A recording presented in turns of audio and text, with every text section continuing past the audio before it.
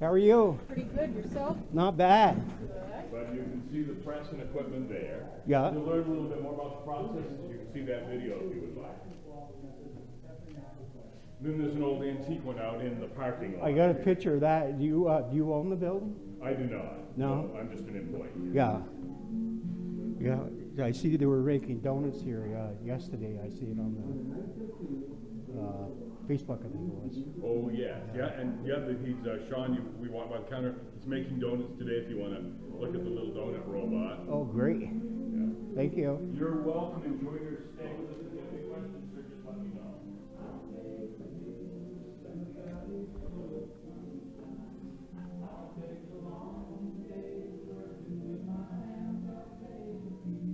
There we got a cider press. Where they are washed and cured throughout the year. They are then trucked to the cider mill in large 20-bushel bins. We press many varieties of apples to create cold hollow cider, the principal types being Macintosh, Delicious, Cortland, and Spartan. Apple cider was once considered a drink to be enjoyed only in the fall, but with modern apple storage techniques, apple cider is available all year. It is unfiltered, unsweetened, and pasteurized. Therefore, everyone can enjoy the benefits of the apple as a delicious beverage, hot or cold.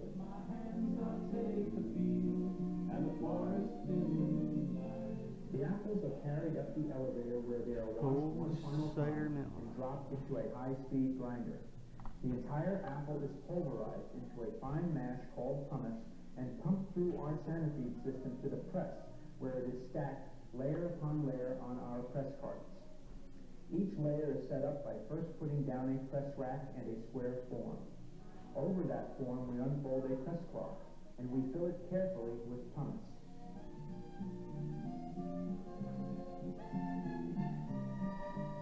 These cloths act as our primary strainer, because the cider flows through the cloth, yet the fiber of the apple remains inside. Each layer contains approximately 135 pounds of apples. A full batch contains 2,400 pounds and yields about 200 gallons of cider. 12 pounds of apples are needed to produce 1 gallon of cider. Once the layer is filled, the cloth is folded over the filling, the form is removed, and another layer is added. After 17 or 18 layers, we are ready for the heart of the operation, the press. I'll take a long day. The cart is rolled in place, and slow, steady pressure is applied with a hydraulic piston rising from the bottom. The press produces 2,500 pounds per square inch of pressure, and after 30 minutes, the batch is completely pressed. This historic press was designed and built, like many rack and cloth presses, prior to Prohibition in the early 1900s. We have since modernized it to meet today's standards.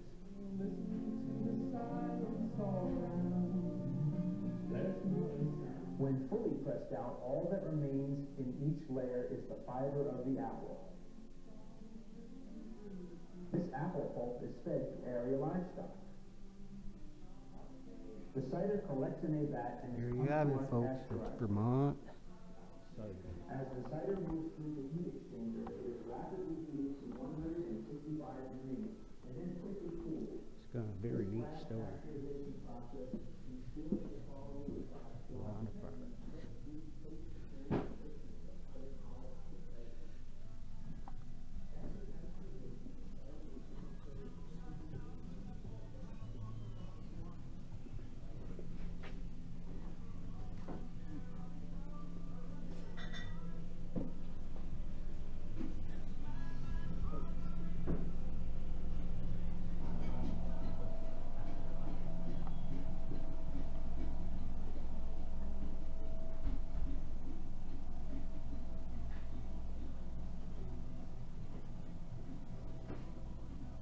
Where are you visiting from?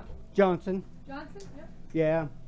I follow you guys on Facebook there, Oh, and it's cool. a very interesting place. It is. Yeah. You've never been in here before? No. Yeah, no, yeah. I've lived here 70 years, and I've Yep, never stopped yep. by.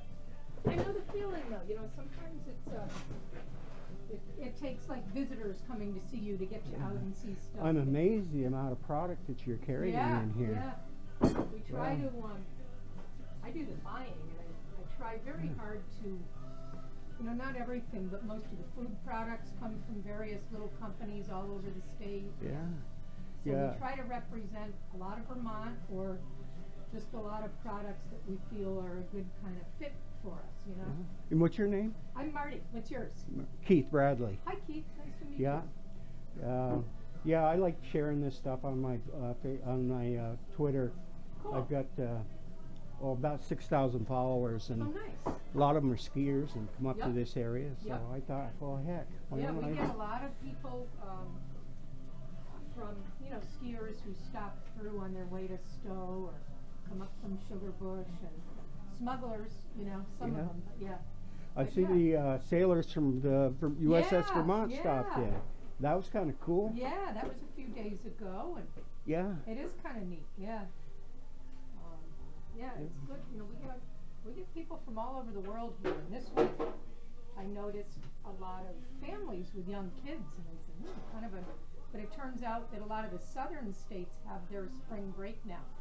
Oh, So they're up some here, you know, come- whereas our kids have already had, you know, their winter, their February break, but for those regions that don't do that, they have their spring one now, so it's been kinda neat. A lot of Florida kids, like, unfortunately not a lot of nice snow for them, which is what they were looking forward to, but, well, all my kids are in their 30s and up to 50, so there you go, you're done with that. they're done with that. But there Yeah. is a few grandkids kicking around. Yeah, yeah. No, it's Yep, very so- lovely. And in the, it's not occupied at the moment, because unfortunately the bees didn't make it, but we also have a live observation beehive. Oh, yeah. So during the warmer months, and sometimes throughout the year, they're here, but the bees don't always do well in the winter in this type of a, you know. I haven't checked Like- mine yet. I've got to go to Woodbury and see how Yeah, they're doing. yeah. I got 2 hives up at my But sister's this is house. great, and it's so you know, for kids especially, it's so fascinating for them to watch the bees do their thing, you know? I see they come up with a lot of window designs now that you can put Yeah. in your house, and Yep. And Yeah. this particular hive gets filled for us by a really nice guy from Waitsfield, who's a beekeeper. He usually gives us a new hive, you know, new bunch of bees every year, and off we go. Yeah. I usually pick my new kits up from Scott up there in heading towards Newport. He lives on side road where they sell the crafts in that little white building. Not really sure. Yeah. That's an area I don't get up to too much, you know? Yeah, he was getting up kind of in price, so, you know, but I like the starter kits, because everything's right there and Yeah. easy to use. I don't know a lot about bees. Oh, I have to be a little cautious. I'm allergic to them. So as far as well, the most I had was 11 hives, and cool. back in my younger days, I used to really enjoy it, but now I get so I yeah. stay home most of the And time. we buy our honey bulk from a guy named Mike Palmer and can it up ourselves. I don't know if you know who he is. He's up in, where the heck is he? His AP area. Oh, it's a little north of here, but so we buy it in bulk and jar it up ourselves so we can keep it going. But it's great, really nice honey, you know. You see, you got the honey bears too. Got the bears. People like the bears. I used to put my maple They're syrup in convenient those. too. Yeah, they're convenient too. Because, Yeah. and especially we have one older woman. We're a mail order business as well, and she orders them because it's good. She says it's good for my arthritis to squeeze, you know, and I can easily pick it up and handle it.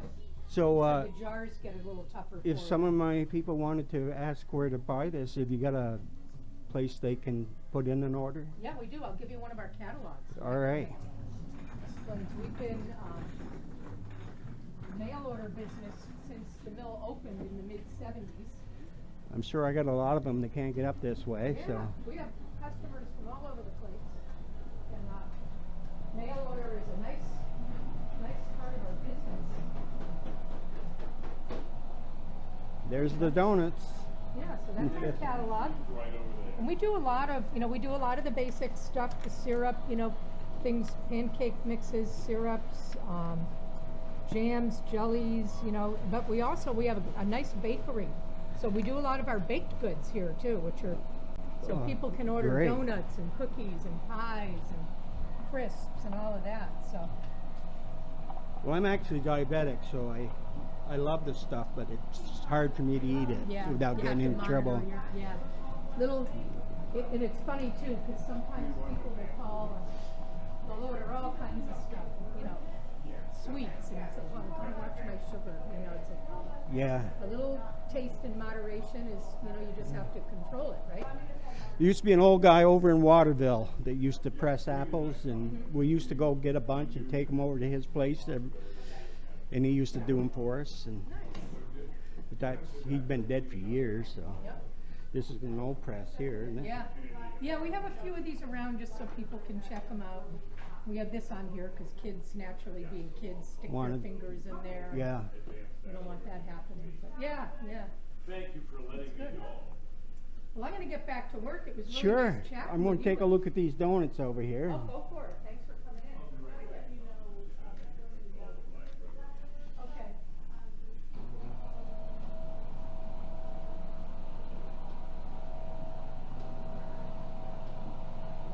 How are you? Good. They look good. You just making another batch? I'm mixing it up right now. Looks like cinnamon. What's in it? Yeah. I was a baker many, many years ago, more than 50 years ago, and used to feed around 6,000 men. Huge. I was on an aircraft carrier, and I worked in the bake shop. Nice. But everything we had was by hand. I see you got you can put them in there and just let them go right through, drops them in. Yeah.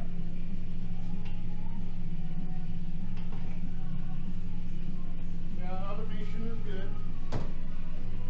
You mind if I watch you do it? Nope.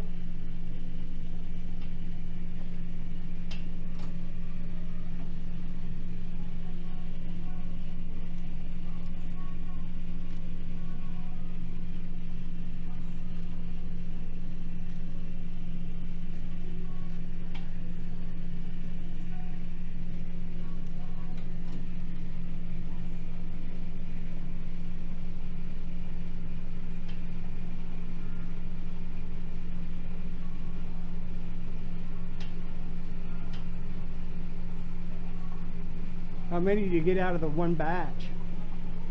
Probably about 18 dozen. Oh, that's quite a few. If I'm in your way, just let me know.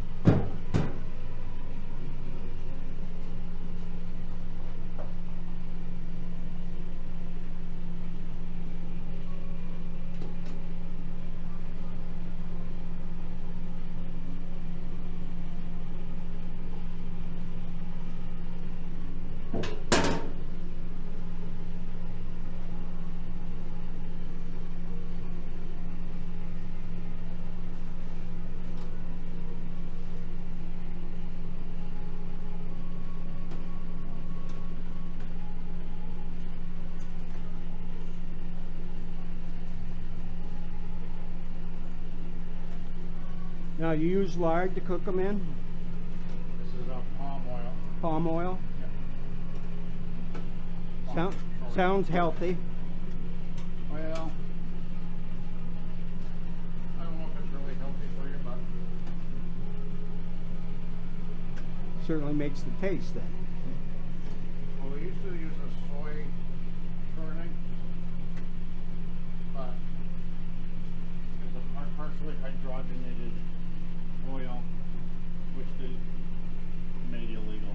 Wow, you're not supposed to use it anymore. So we had to find something else. We tried another palm.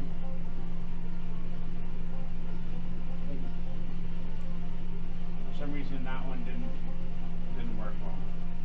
The taste was not that great. We always saved the lard off our hogs we butchered and used that. Boy, that made good tasting stuff. Yeah. No, I mean, look at grandma's used to make donuts in lard, so Yeah, you know, I think it would taste better with lard. and it wasn't that long Wouldn't ago, sell very really. You know, in the 50s and 60s, that's what they were using. It was all lard based. Yeah. There was an old lady on the lived on Main Street in Johnson. She had a little stand outside, and I'd go down and work for her just so I could get glazed donuts from her once in a while. But everything she was doing was all lard based. No, I think it would taste better. It'd probably be healthier for you, but. Sometimes I think the because there's lard. sometimes I think the processed stuff is got a lot of additives in there that you probably don't like, and I don't know. It's like when I buy vegetables, I never like them out of a can. I always like to get fresh ones and prepare them. Fresh or frozen. Yes.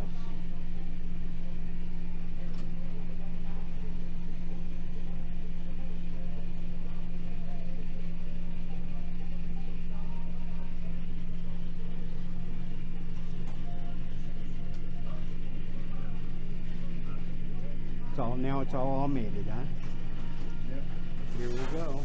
First drop.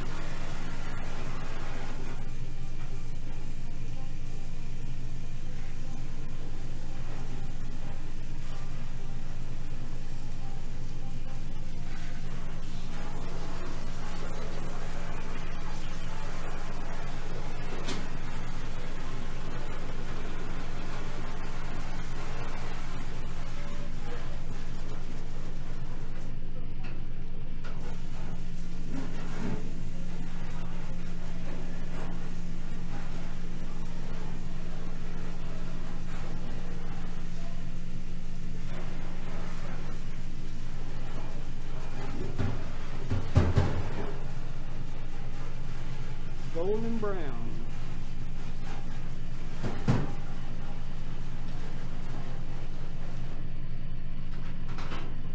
Well, sir, I appreciate you letting me pester you for a minute. Sure.